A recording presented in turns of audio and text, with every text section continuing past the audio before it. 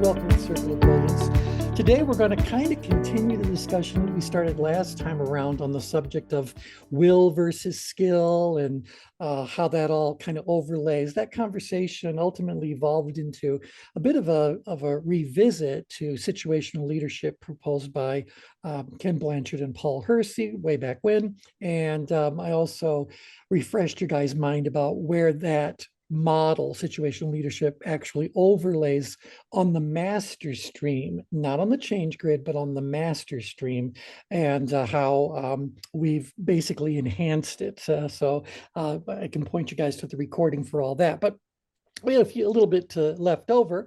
And subsequent to that, Tim sent me over this document that you guys are currently looking at. I think I've chatted it over so everybody can see it, but I'll do it again just in case. But this is a document that really is talking about how people react to change. And I think it does touch very much on the same will versus skill kind of dynamic we were talking about before. I will tell you that I've already looked this over. I think we can have a very good discussion about what's here and what it says. But I'm hoping we can have an even bigger discussion about what isn't here and what this isn't saying. So to kind of set that up, I am going to assume that these pages that are come from the Pennsylvania Child Welfare Training Programs Leadership Academy, I'm going to hope that this is just a few of many, many, many pages that they are going over in this Leadership Academy. So it may very well be that what concerns me is covered on other pages that we don't have in front of us. So we'll give them the benefit of the doubt. I did notice that in their setup, it says people react to change in 4 basic ways.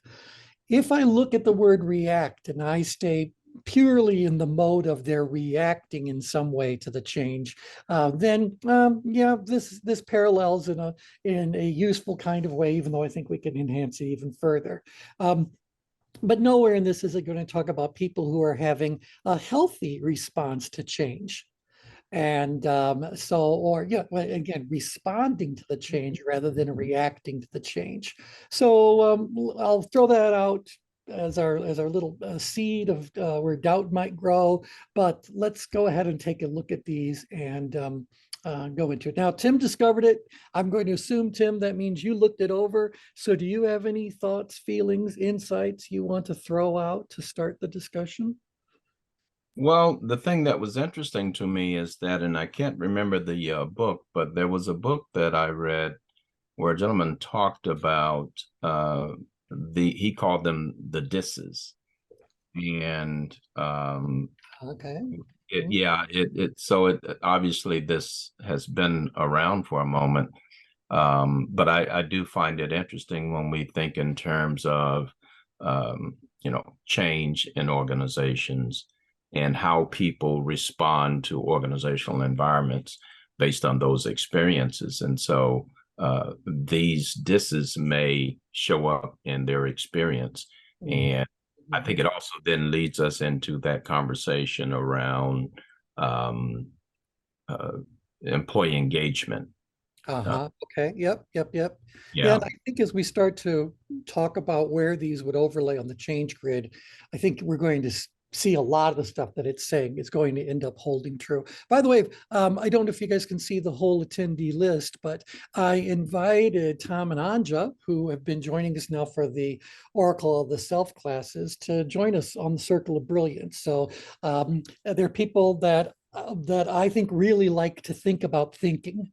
And so I said, this is a perfect conversation for them to join into. So just to kind of make it connect to the Oracle of the Self, I have to believe that these same dynamics might unfold if we at the individual level are presented with any sort of a change. So this could be responses.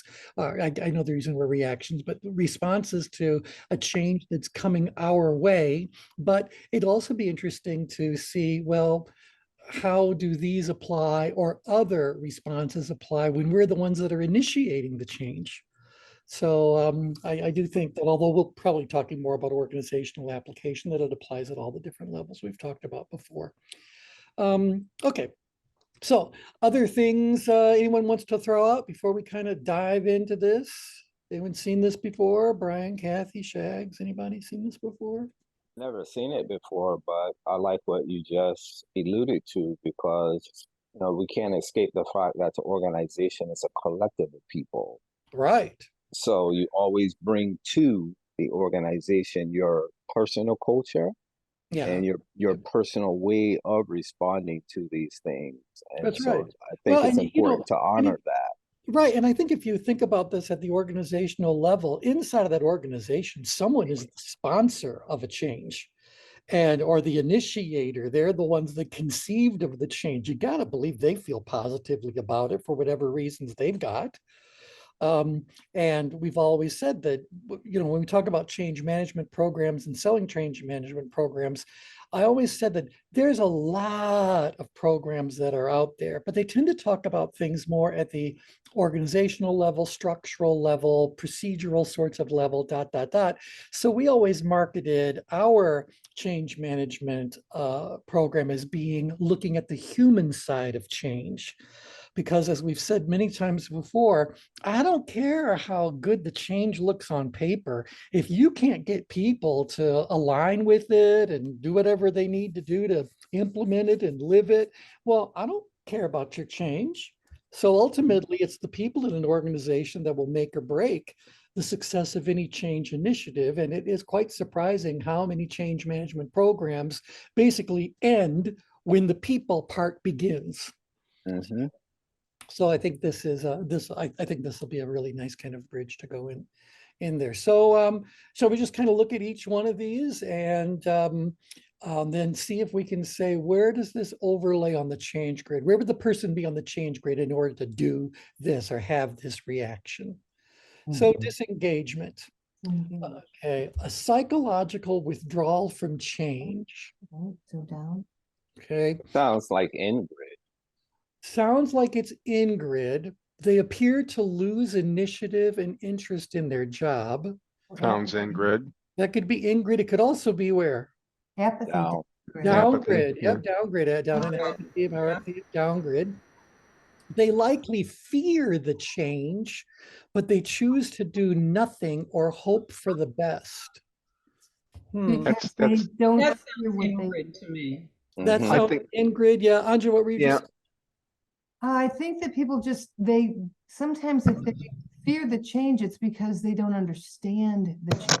They're Well, unaware. exactly right. No, exactly right. So, And but they're the devil you know as opposed to the devil you don't know. exactly. And so So there might doesn't that sound more like in grid than down grid? Because I don't think a down grid person would fear a change. Yeah, I think, people who are down in power apathy, they pretty much go like, "Ugh, whatever, who cares?" Now, mind you, they still might be hoping for the best, but I just don't think they've got that much emotional connection to whatever's going on. But the in-grid person definitely has the stress response available to them, even though they're in-grid, relatively speaking, they could still have that stress piece, and there is fear associated there. But I'm still feeling more in grid and down grid for disengagement. Yeah, any other thoughts? Okay, they lack drive and commitment, so we know they're not where. Then They're not Ingrid. Yeah, I think Yeah. you guys are great, but I'm picking up. They're certainly not out grid. If they were out grid, they'd be the one that's pushing this and committed to it, and so they don't have that. They're holding back. That would also move them in grid, perhaps down grid.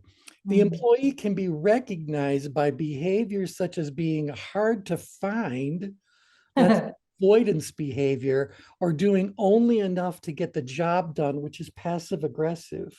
That's Ingrid. That's Ingrid. in grid and maybe a bit down grid. Okay, maybe a bit down grid. They use disengagement statements, including no problem or this won't affect me. All right. It could be down grid, but it's also it could also be in grid. In-grid, down-grid, yeah, disengagement. The thing about the in-grid person is they were never all that engaged to begin with, right? If we look at the engagement rings and how they relate to the in-grid side of things, the in-grid has always been the follower. you know, so that doesn't mean they aren't willing to help and won't come along, but you know, they tend to start off from that disengaged posture. And by the way, I'm not talking about us practicing the art of caring detachment. You know, that's in the center of the change grid. That's a conscious, deliberate, intentional sort of process. Disengagement means you've moved now out of engagement, maybe even out of intention. You're still aware of it, but you've definitely been moved in grid for sure, and perhaps a bit down grid. All right, do we Yeah. get a change grid, or you guys all envision that well enough to know, you know, these things are all describing people who are over here, maybe slightly down grid. One of the descriptors kind of pointed me there. And aren't the Ingrid people like strategically hiding out because they don't want to draw attention?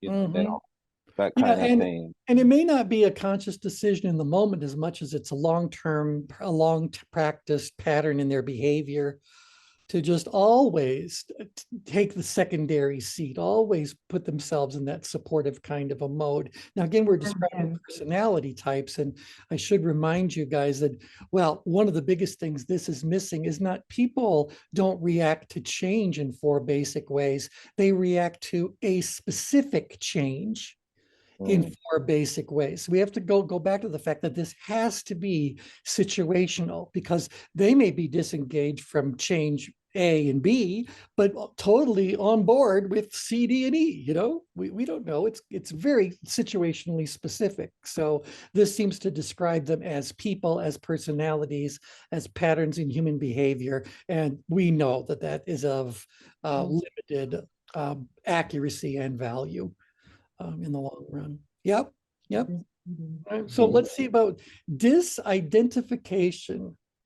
The employee feels his, her, their identity has been threatened by the change and feels vulnerable. Where are they on the change grid?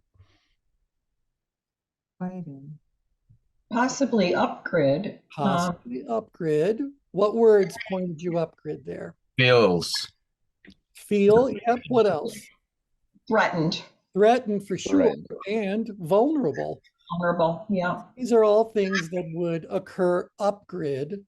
That all by itself doesn't make me think they're disidentifying with it, but nevertheless, they can feel threatened by the change, and that can certainly make them feel vulnerable. They cling to past procedures because they felt a sense of mastery over it. Now, stopping right there, that means at a certain point in time, they might have been where on the change grid? Master is downgrade. Very far down because they mastered it, and perhaps a bit out grid because they already had those procedures in place. They worked those Wants to procedures. understand. So there could be some downgrade stuff, slightly outgrid sort of stuff, and from that they had that sense of security. Well, think about how quickly a change. Yeah, David, right now your mic is doing that. Oh, wow. All right, I'll mute it. Yeah. Anyway, so it may very well be that just before this change was introduced or imposed, that the person was already downgrid or was downgrid. And this change represents such a disruption that they have now skyrocketed upgrid.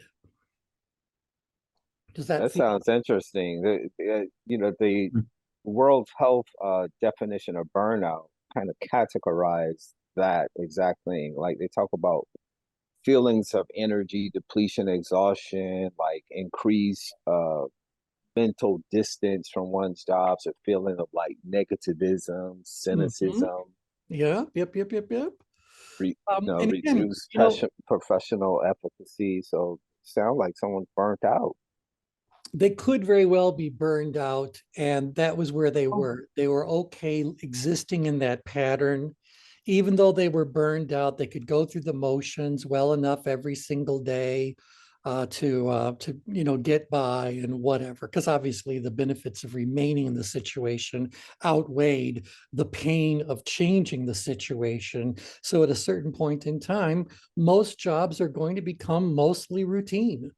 And now it's a matter of you being able to just, go with the flow. By then, you probably have plenty of job security. You're not under the radar because you're trying to avoid being on the radar. You're just under the radar because there's so much other nonsense happening in other areas of the company that the managers are kind of de facto occupied, not by you. And so, you're under the radar. It's not about you. It's about how they've set their radar up there. But yeah, they may appear to be sulking and dwelling in the past by reminiscing about the old way of doing things. All right. Anyone who's sulking and dwelling in the past, where are they on the change grid? It's got to be in grid because, you would think they'd be down grid, but down grid is apathetic. Yeah, and so when I go, well, what if they're an expressive analytical? They're on their way to being an apathy, but right now they're in the lower part of power.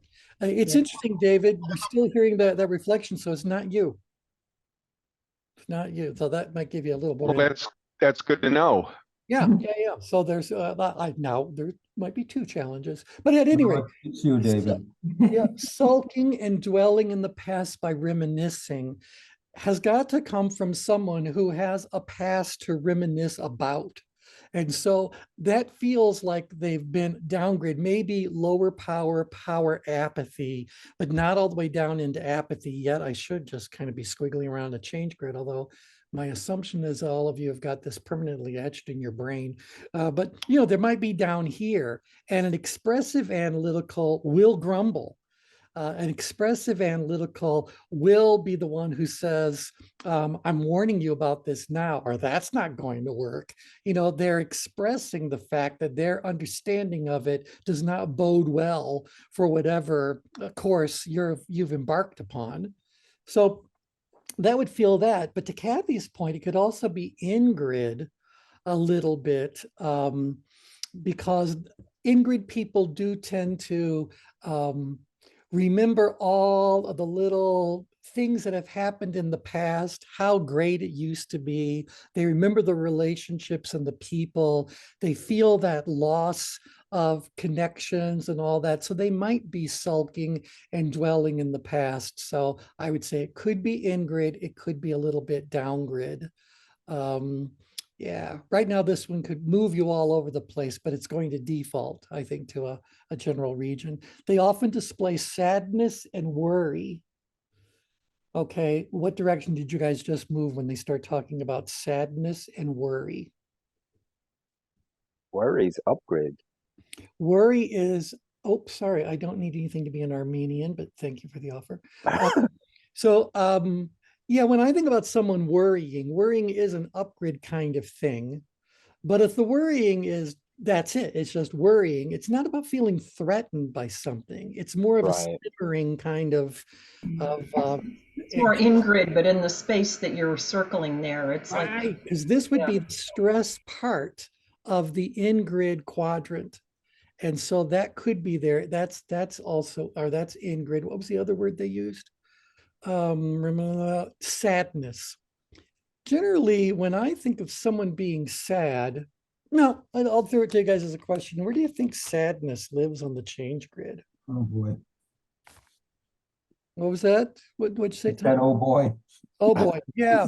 Well, it's very easy to also do it by process of elimination. Where do I know sadness does not exist? I think sadness is also in grid. Yeah, I same think here. it's because they want to care about people. You care about people, you care about how things are impacting. Now, mind you, you might not care enough about it to fight. That would be more of a driven amiable. They're stepping up to the plate in defense of those, but they're still the amiable side of things. Maybe at a certain point, they become an amiable driver where they really will get in management or leadership's face about the way people are treating, responding, etc. But they're still there in the defense of people, as Tom and Anja just observed there. I do think sadness can also be downgraded, an analytical, amiable. Just think of those two words together. An analytical energy understands something, and an amiable energy cares about something. Remember, feeling things is upgrade.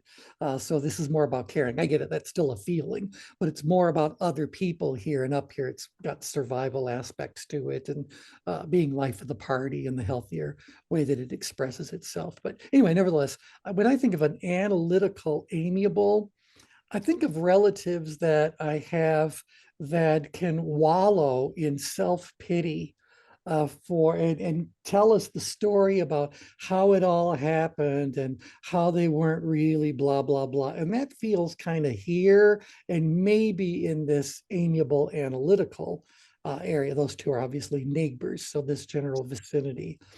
True sadness, I think it's going to keep on getting worse as someone moves further and further downward. We know that depression and that sort of introspective enemy of oneself ends up being very, very far downgrid. So I'd say anywhere along this band right here, perceived challenge low, but the range of possible ability is a bit wider than that. So sadness can definitely be down there. People in the middle. When you talked about the caring for others part, it reminded me of a corporate experience with a major insurer, and we went through a field-wide downsizing, and we assembled teams of 2 to go out to all of these field offices and just sort of allow folks to express themselves and talk about the impact. And what was interesting, one of the things that was interesting about that was to hear people talk about, and these were the folks who survived the downsizing, Yep. to hear them talk about their concern for their colleagues who were let go. Yeah. And questioning the process and saying, okay, they let so-and-so go, who I know was a hard worker, but they kept this person who I know is not a hard worker. But just so you would have, and that sort of caught us off guard, because, you might have thought that they would have been, pleased to know that they had survived the downside. But there was great concern about those that had been impacted. My experience, Tim, with this, with the change piece, is that survivor guilt is huge. Right. And that there's a tremendous amount of depression often in organizations among the people who have stayed. Yeah. Watching others go. So because they're friends, there's that sense of survivor guilt. It's really interesting. Yes. That survivor guilt will lead many of those people who were kept to ultimately leave anyway. So because it reflects so poorly on the leadership management of the company. Again, things change in business, and I think intelligent people can accept that. But how is this change? Again, we talk about the people side of change. How is this change packaged and presented to the employees?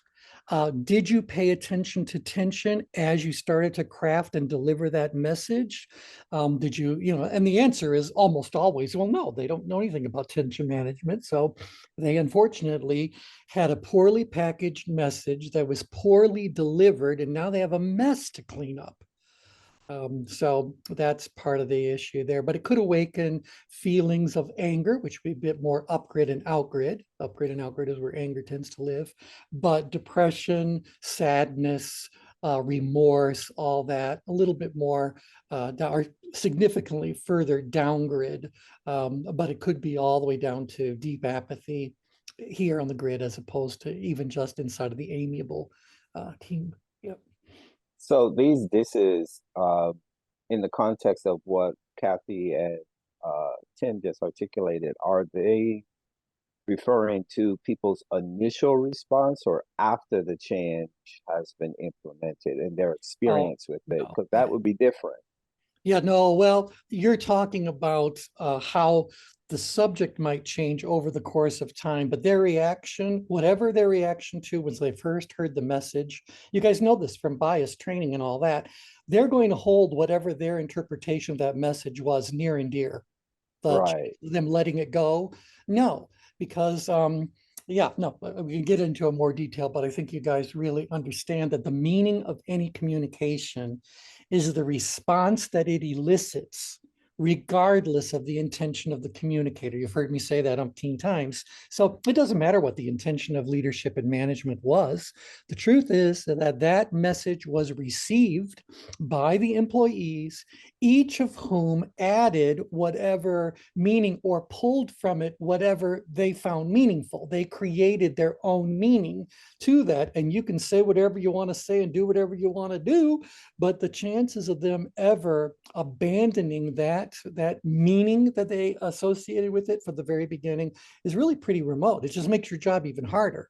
But to your point, as this change moves from simply being announced to dealing with the immediate consequences, to then going through implementation and then seeing what the real benefits were of the change, ultimately, you're going to have a whole lot of people that are still going to be feeling what they were feeling at the beginning and finding evidence to support their feelings as things unfold. And I think it, to Brian's question, I think it also shows us how folks can move around these disses, right? And to your point, T, when that initial reaction and then some period thereafter, so the initial reaction may have been, you know, disidentification, but maybe 6 months down the road, it becomes disenchantment.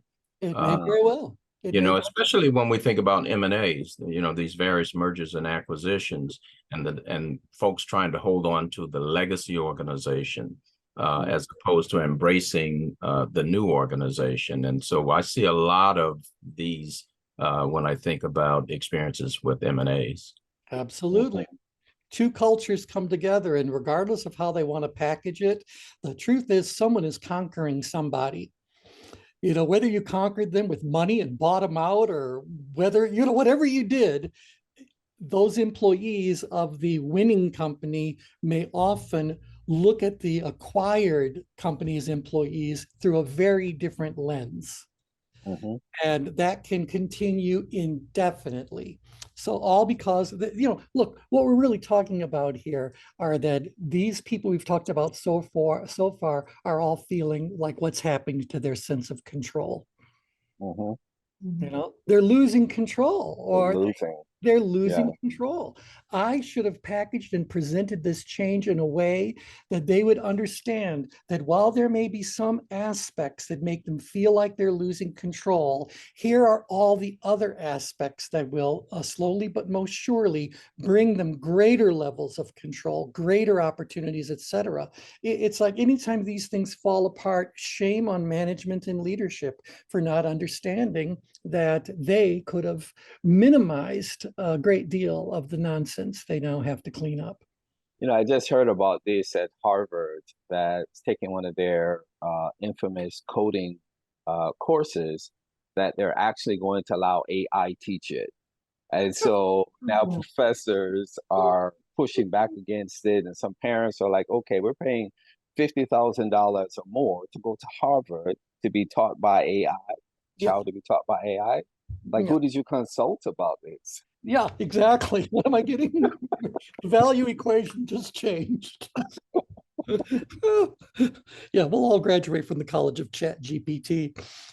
All right, let's look at the next one so we can get to where the real issues happen to be. Disenchantment. Oh, by the way, it's interesting. Many of you were working in traditional settings before going out on your own. So do you personally remember feeling disengaged or disidentified, or any of these other two we'll look at? So it'll be interesting to hear about that when we're done with the four.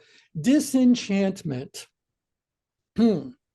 Expressed by negativity or anger. Okay, where on the change grid does negativity live? Where does anger live? Oh, this is going to be complex. I don't even know if I've got the slide, but you remember we talked about all the different bands going from positivity through toxic positivity, through negativity, toxic negativity. Do you remember when we had that discussion long ago? So you guys know that negativity then is a radial trend on the change grid, which means at a certain distance from the power point, there's going to be a band that goes all the way around the change grid where people would likely to be found, negativity would be found, and at a certain point, even toxic negativity would be found. But positive, and it all emanates from the middle. We got positivity, and then we have toxic positivity, negativity, toxic negativity. And I think we even came up with another one. We ended up with 5, but I'll pull that out if you guys want to review that at some point in our discussion. But so negativity could be anywhere. It's the bottom line for this. Don't make your selection based only on the word negativity. Now, negativity felt and negativity expressed are very different things. So if I said, which of these quadrants do you think you would find negativity being expressed? I would say Up. Upgrid and upgrade. Outgrid and upgrid, because outgrid is, well, or rather upgrid is upgrid. They tend to talk, period. And so whatever it is that they're thinking and feeling, they are likely to express. I mean, remember this quadrant is the expressive quadrant. So, and also outgrid, because sometimes negativity, them's fighting words. And so they don't mind stepping out and saying, this is wrong and blah, blah, blah, blah, blah, and you're to blame and yeah, yeah, yeah, yeah, yeah. Now, if anyone was thinking downgrid, you can still have the negativity expressed, because see right here in this analytical quadrant, we still have this expressive analytical energy. These are the grumble mongers, you know? So they're not out there fighting for it and they don't feel threatened by it, but boy, they'll grumble about it. So a low level, yeah, well, you can figure out what word I'm thinking of, starting with a B and ending with an ing. So about, moaning and groaning and whatever, complaining, but it really isn't designed to do anything to remedy the situation. So, and by the way, I've isolated the feedback. Kathy, it's actually your line. So, but go ahead. sorry, I didn't realize I was unmuted. Yeah, but no, that's not a problem, because when you're talking, we don't hear the feedback, that metal. It's only when it's just a hollow kind of a thing. So again, it'll be interesting to see if the pattern is actually a Bluetooth connection.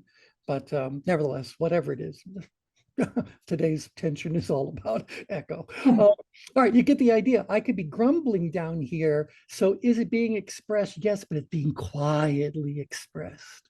And even the negativity on the amiable side of things, and you can imagine how cautious and guarded they are in what they're going to say in general, but they might be commiserating with other amiable types, but it's not expressed the way the expressive would express it or the driver would express it. So there could be a little bit of that grumbling or whatever. Can you guys feel that?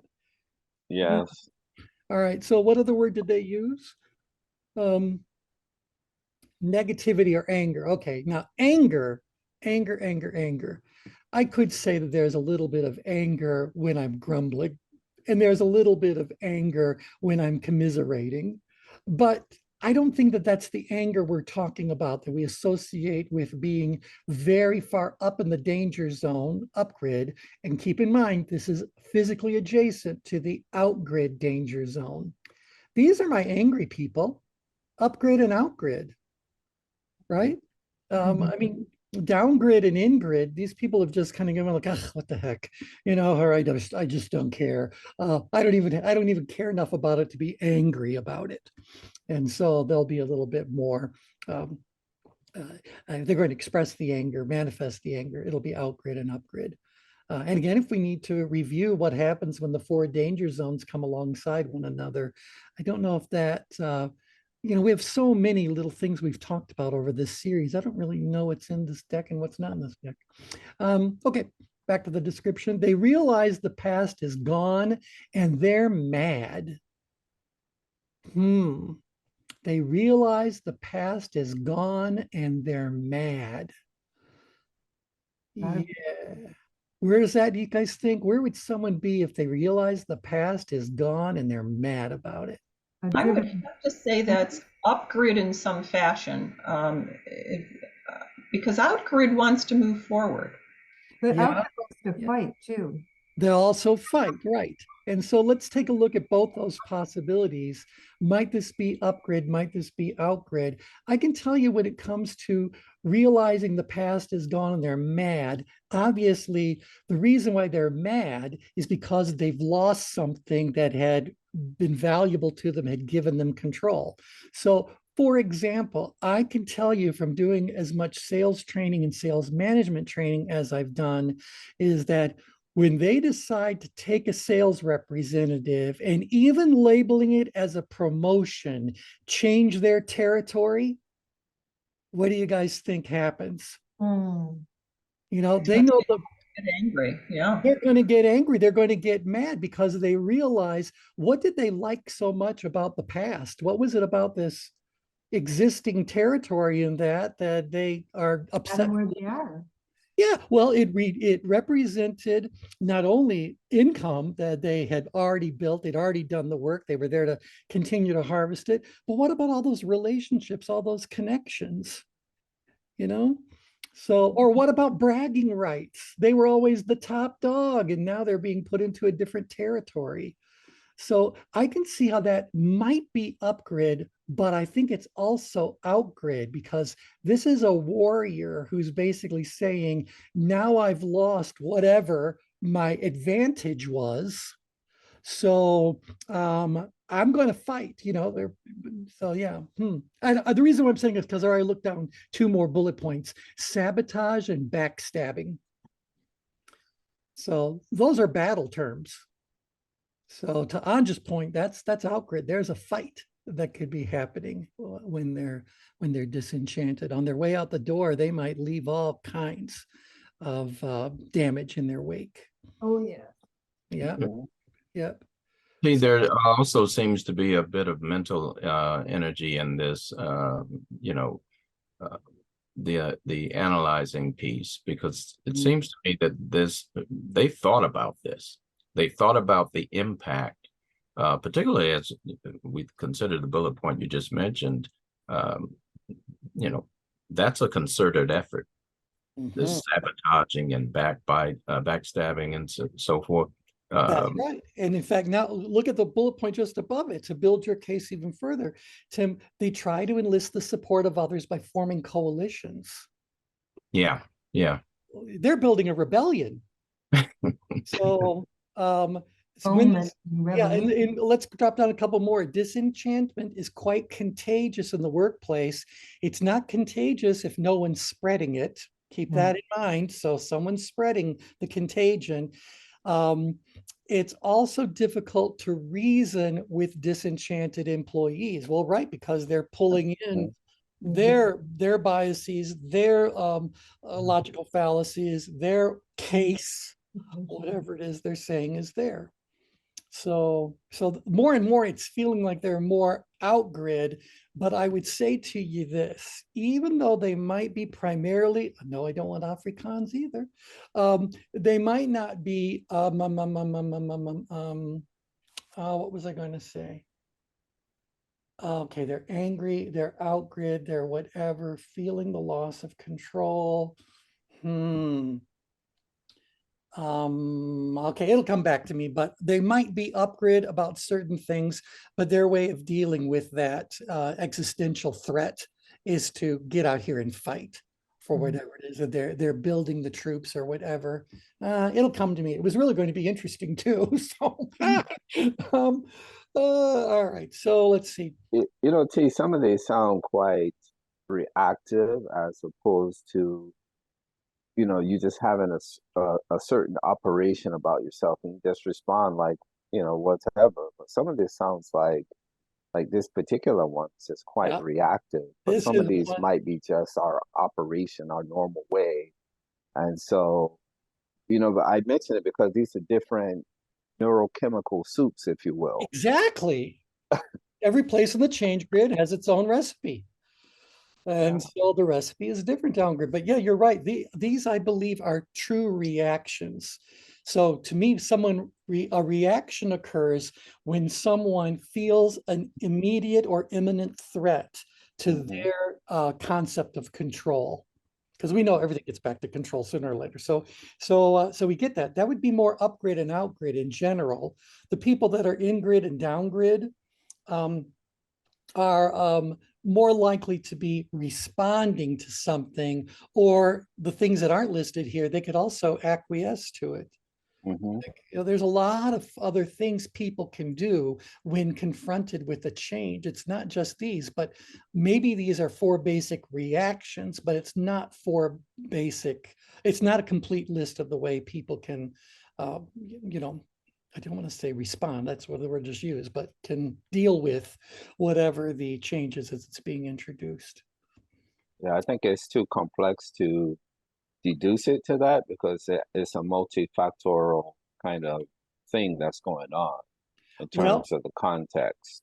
I think you're absolutely right. And you'll notice we haven't been talking about the management strategies because I want to revisit these. And you just tell me if a manager does these things in that situation, you tell me if it's going to be helpful, hurtful, or just a waste of energy all the way around. But to finish up disenchantment, there's a few things we skipped over.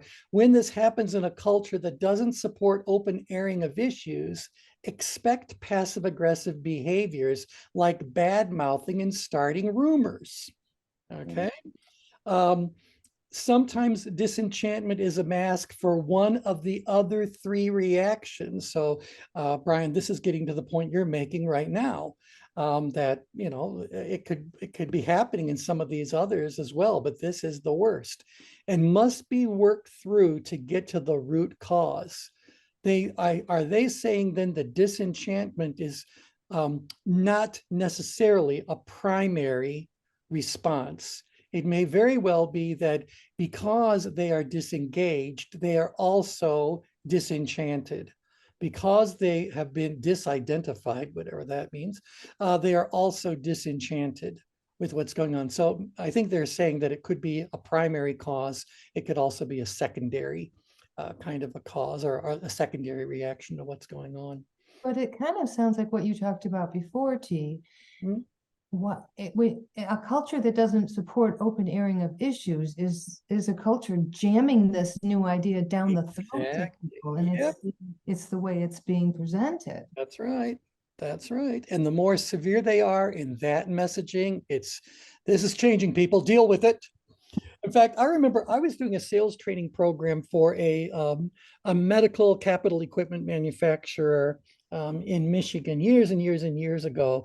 And my training program just happened to coincide with the executives coming in to do their state of the company kind of address they did every year. And because the sales office was adjacent to their largest manufacturing facility, they had tons of floor space where they could set up hundreds of chairs and get everybody into this one sort of facility. And so while they were doing this meeting, I had anything else to do. And so they said, you can stand in on the meeting if you really want. And I said, oh yeah, of course, I'm fascinated, and you're paying me. So imagine sitting in that audience, and the executives have been showing several slides with way too much information on them. And this is exactly what was said. The leaders said to all these people in the group, every worker from every level you can imagine, said, I'm sure most of you don't understand what these numbers are saying. But Oh, ouch. yeah, but look at the people on either side of you, because one of them isn't going to be there next time, blah, blah, blah. So first you insult me and then you threaten me. Well, you might have just yeah, double insulted because you stink. Yeah, right, exactly. Right. You were bad hires to begin with. So, but I think that just in that messaging alone, I haven't even heard what the changes are. They didn't even get into any of the specifics, but how many people are already feeling, what was this, disengaged now, disidentified, disenchanted, on and on. And by the way, this was a unionized workforce. Hmm. So imagine what the discussions were with their Hmm. union representatives after such a meeting, delivery was made. So yeah, just because someone's an executive doesn't mean they're smart. So it doesn't. It's Ain't simply, that the truth? I believe there is very little cause and effect relationship between intelligence and position in a company. Mhm. It's sad, but I mean, and you guys can tell me, a lot of you have worked with C-suite as well. In my experience, most of the people in the C-suite, I do wonder, how did you get this job? Mhm. Because they've no, I mean, they might be a technical nerd or whatever, but that's not what leadership is all about. So how did you people get this job?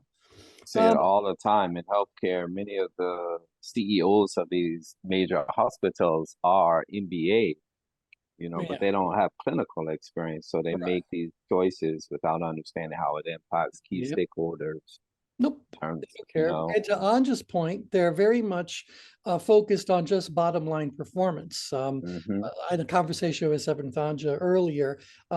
She was sharing that that as the bean counters take over an organization, it loses a great deal of what made it a living, breathing Creative, member of Hmm. society. Yeah, you're right. They're reduced to nothing but numbers. And when accounting starts running major corporations, they might look well on Wall Street, but they're never going to achieve excellence. And by the way, that's Chris's main topic. So Chris, do you see this in large organizations? They lose their heart, they lose their spirit, and as a result, their performance is never going to be as excellent as it could have been otherwise. So So T, when you mentioned this in organizations, when you were doing this training and you talk about specifically the human side of yeah. business, did you get pushback for that?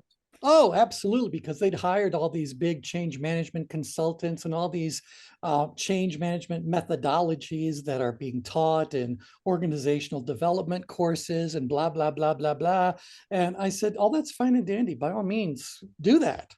But when it comes time to package and present this to your employees, you need to be doing a different kind of training with a different outcome. Because, and I'll just say to them, because I don't care how your change looks on paper. Ultimately, its success will be dictated entirely by the employees. Mm. Mhm. So it's the way it is. Don't underestimate it. Don't deny it. Just learn. And then Yeah, so why are they surprised when people grumble and bad talk, well, Mhm. because they think that because these big change management consulting firms didn't bring it up, and by the way, told them that that's not it. Change management isn't about people. They'll tell you this, and in fact, in a lot of their marketing literature, they'll say the change management is not about the people. It is about the policies, the procedures, the routines, the resources. You get all that put together, and then rather than trying to win the people over, you should instead let the people who aren't going to be on board leave, and then you can rebuild your organization. Aye, there's the rub. What? There's the rub. Yeah. They're basically saying, well, here's it, open your mouth, little chick. I'm going to jam this worm down it. There Now you go. There you rip go. what you think. And Yeah. that, in fact, reminded me of what I was going to say that I thought would be an interesting contribution. And that is whenever the rumor mill starts to talk about changes afoot, the brightest and the best people are the first ones to update their resume. Mm. So in the early stages of implementation, you're already losing people. So maybe they're just out there interviewing, but they're going to do that as best they can. That also means that recruiters are finding out that your company is going through this reorganization or this change or whatever, and that makes your entire workforce vulnerable, because as a smart recruiter, they would go, look, if you are looking for a job, let me talk to several of your colleagues, your comrades that you also think. And so a lot of times companies that don't really understand the human side of change, they end up losing their best people. So now they have to go forward with people they may not have thought about keeping at all. Mhm. So yeah. Yeah, they always wanted to, they would bring us in after the fact. The damage is done now. Can tension management fix it? And we'd say, well, yes, for a fee. But you know, The cost will be the higher. issue is, and I would say this to them, as long as the right people are being trained. Because I said this problem was started by the executives have to be the ones to fix it. And so they're the ones that need the training. If you just want to hire me to train your management team or whatever, the answer is no, because it's not going to make any difference. And it's just going to frustrate me. So thanks for the offer for the money, but you know, I'd Yeah. rather meaningful work. Right. Hey, Pete. Yep. Pete, it's Tom. I worked at Allstate Insurance for 30 years. And at one point, we had big meetings and we were all told by management, we are now practicing DDM, that is downward directed management. We will no longer entertain comments, suggestions, or questions from employees. Yes, and that regardless of the Ding, ding, meeting ding. or the situation. Yep. Yeah, and we were told the only question we will entertain is, can you explain what I'm supposed to do again to me? Mhm. And the manager of our office, 175 people, the new manager said, I know that the previous manager's door to his office was always open and it was called participative management. That is dead. My door is closed. Yep. Yep. And if you have any concerns, Jimmy crack corn and I don't care. No, it's absolutely true. And there's a lot Wow. Yeah. of he's companies actually said operate that way. Yep. And over the next 2 years, attrition at the Allstate offices increased by 450%. There you go. And they started having meetings, literally, figuratively, on their knees pleading with us, those who were left, not to quit. Don't quit. Don't quit. Don't quit. Yeah. Wow. It really That's is amazing. amazing. Yeah. And you know, it's all opportunity for us. So you guys, you know, keep in mind that most of the individuals on the circle are out there in private practice working with or looking for larger clients to do this sort of stuff with. And the great thing about our industry is that our futures in terms of opportunity are ultimately guaranteed, because any company, when you leave it to its own way of doing things, there's a very strong likelihood of screwing things up. And that just means more Humans opportunity for us. fail. Humans screw up. They do. They do. Usually it's because they have been promoted into these positions, but that doesn't mean they know how to be an executive, a leader, or whatever. It's a different skill set, and you're unlikely to get it unless you do something coming up. Right, and it's a lot of times if the people who are promoted out of a problem that they caused, rather than dealing with the problem, they right. promote them into a new area. Now they screw up a whole new thing, but they've got Exactly. some connection to the human resources or the. Right, we CEO. like him, we don't want to lose him, let's put him here instead. Yeah. Yeah, yep. How long did that guy last in that position? I mean, this is shocking. How long did he last? I'm going to say 4 or 5 years, and he was promoted.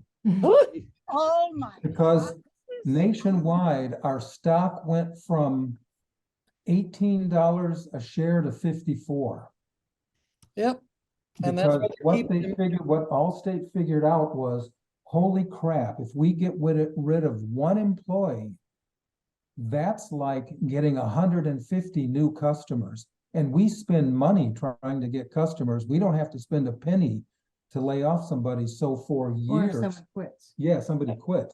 So Yep. for Allstate switch gears, and for years, every November 1st, in every office in the country, the list of 6 or 7 people being laid off was given, and those people chosen were generally the ones making more money or had more seniority. And when I hired in at Allstate in 1978, there were 7 claim offices in the state of Michigan. When I left in 2008, there were none. The closest claim office to Michigan was in Cleveland, Ohio. And and if your house burns to the ground, the man or woman who handles that works out of his car and his home office, and you will meet him once or twice. You will handle everything by phone or email. Yep. If you insist on meeting somebody, they will arrange for a rental office for a brief meeting, and you're told as the customer, we have access to this office for 1 hour. You better start talking right now. You see, abundant opportunity for all of us in private practice, but the That's truth just is, unreal. yeah, I think though the truth for all of us that do I that, retired at 56. yeah. Putting blood up in the shower, I might. I did a couple times and realizing. Right. See, the toll was too high to pay to remain there. Yeah. Yeah. And they bet on that. They bet on that. Of course they do. Of course. Because every company works. So Tom, Yeah. Tom, I have a question. So with that experience, and as we're discussing here, thinking in terms of your reaction, which of these would you say closely connects to or identifies your reaction to that experience? Thanks, T. That was Tim. Oh, no, Tim, yeah, thank you for the question. T is moving it so I can see it. Oh, yeah. So good. Yeah, sorry. Yeah. Yeah. I didn't lose interest in the job because people's houses had burned down and I couldn't do that. Mhm. Probably fears that change, and I think you were disenchanted. I was because disenchanted. You were really good at your job. You had the best closures. You never had people complaining yeah. unless they, well, Yeah. unless they wanted more than they Unless I deserved. caught them having burned their house down on purpose. Yeah, they weren't happy about that. Does get But I friendly. would say you were disenchanted because it was eating you up. You saw things that were bad. and- Negativity and anger. Yeah, Yes, you're because right. it wasn't good. It was, people were getting worse service. You were overwhelmed with work. You couldn't talk to, just being talked to like that. Jimmy Crack Corn, I was shocked. And I think that's funny, but I don't think that was at all, I have a sense of humor about stuff like that. And I didn't find that amusing in the least, Jimmy Crack Corn, and I don't give a Certainly shit. not in that setting. That was not a time for anyone to be cracking jokes. No, and he meant it. He freaking meant it. And he could have said it in 1,000 ways. I don't have the time. My time is limited. I don't know. That's just off the top of my head. It's all bullshit. But to be so cavalier about it, I didn't blame him. I told Tom to quit. Right. I had a pension and profit sharing. They were accruing quickly at that time. So I said, I'm gonna He stick didn't it have out. much to go. Right. So you stick it out till you're fully vetted or fully Yep. tested, and then gather your goodies and go. That's what I did. But it was a big loss, and he cared a lot about his clients, and they would remember him. I would take an entire week's vacation because I've been there so long. I had 6 weeks. I would take an entire week's vacation, sit in my home office and work every day from 7 to 6 or 7 at night Yep. Just on my 'cause of it. vacation. And Right. he was happy to do that because he didn't have new files coming in. He could just work his files. Yeah. That's right. Now, everyone who's on the call, I want you to kind of listen as Tom has shared the story and Anja has shared things about it as well. Can you tell that they still feel that situation when you go back and revisit the memory, the feelings all come back? And and there's still some unresolved stuff going on there. Now magnify that by all of the employees at Allstate who ultimately dealt with that same situation, right? And they've carried it with them. Tom, how long ago, what year did you retire? I retired 15 years ago. One of my coworkers in my unit, Ron Sipperly, you remember him? He ended up in the hospital for a week with the most severe bleeding ulcer his doctor had ever seen. Yep. See, it's not worth it, but that's it. It is disenchantment. There might have been some evidence here, but we haven't looked at this fourth one, the disorientation that may very well come along with it. So We knew what we thought. yeah. We knew how we felt. Yeah, well, but that's it. It's kind of like those feelings are still there. You've been able to manage them by letting them simply get tied to the memory. But when the memory comes back, the feelings come back. And Brian can tell you that means the neurotransmitters are coming back as well. So Absolutely. any state that is imagined or revisited in memory is going to be quickly felt as though it's currently happening again. Yep. Oh, Yeah. yeah, it did that. I haven't thought about it in years. Yeah, that's why it's very, going back to the Oracle of the Self for a second, that's why it's really important that we become very careful about what stories we repeat, what things we share with other people, whether it's upsetting us or we heard about it and it upset somebody else, and so now we're sharing it. Every time that that situation gets revisited, it becomes a present moment again.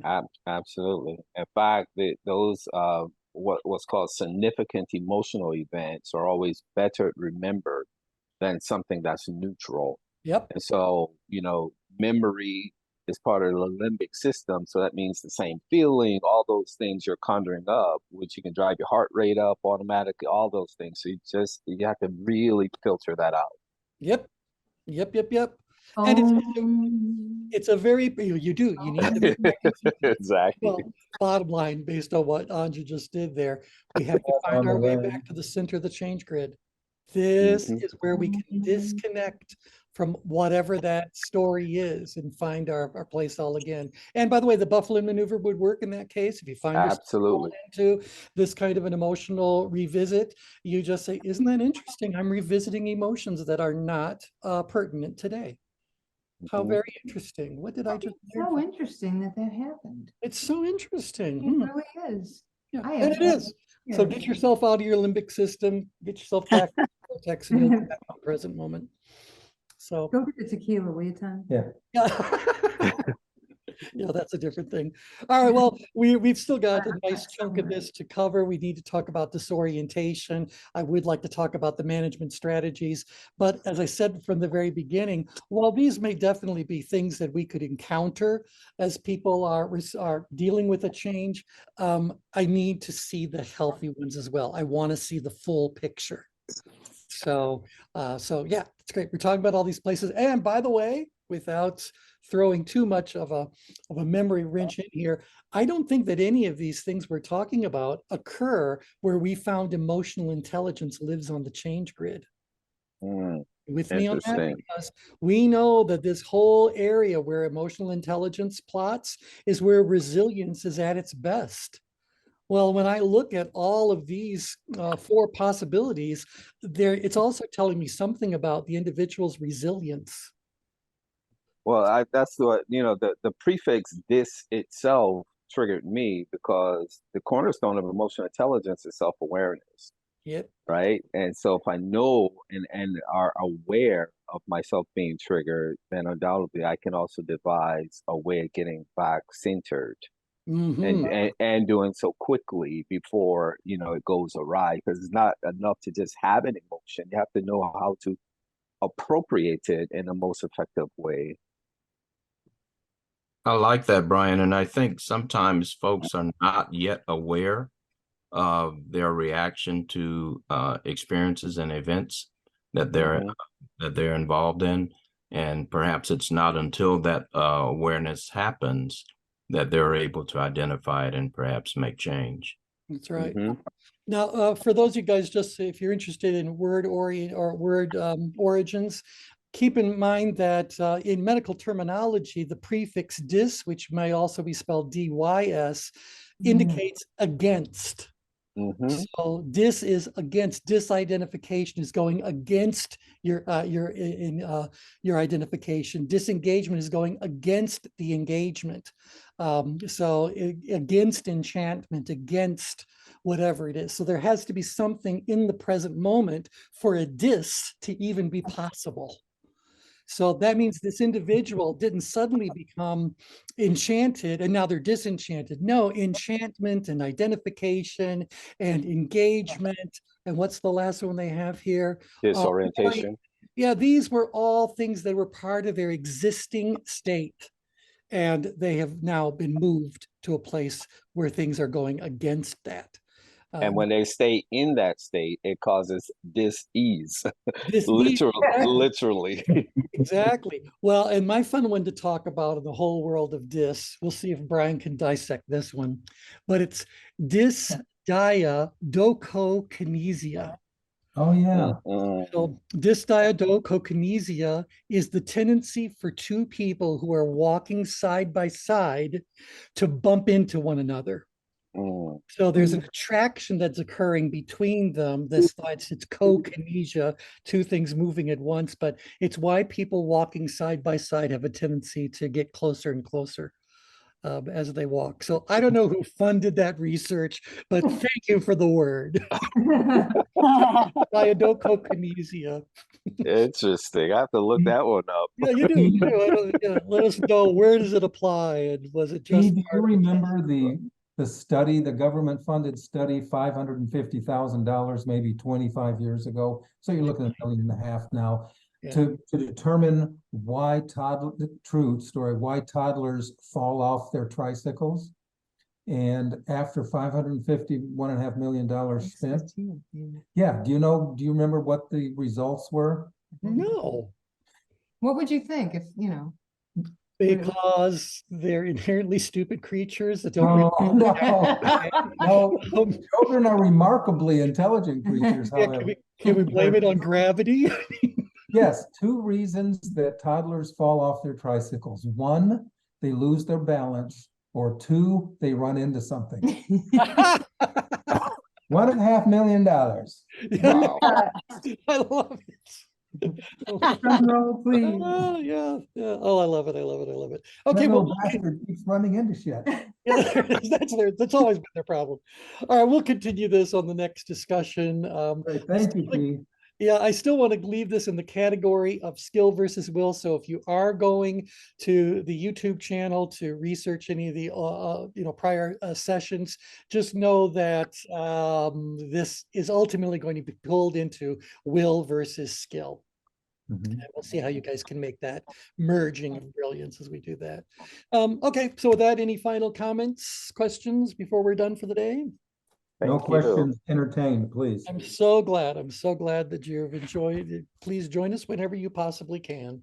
We would like to see our circle grow a bit, although it's become quite the nice little coffee clutch over all these. It's so interesting, and where we go with it is interesting too. Yeah. Just- Yeah, and it's what's interesting about it is that when we first put it together, this was when the pandemic just started, and I was trying to make sure that all the subjects we talked about did not require someone to have an understanding of tension management. But we quickly ran out of topics to discuss that one way or another didn't come back to tension management. And so now it's, I think that it's for people who understand the basics of tension management and are very curious to know, how does this apply outside of the classroom where you're learning the basics like we're doing on Mondays? How does this actually apply in real life? And how do we merge all this stuff together? So yeah, there you are. Okay, with that, thanks everybody. Bye for now. Suzuki, Thank you. Take care. anybody else? Cheers. Bye-bye. Thanks. Cheers, I don't remember everybody. who gave us this form, but thank you. This is very interesting. Okay, bye for now. Yeah, bye guys. I know.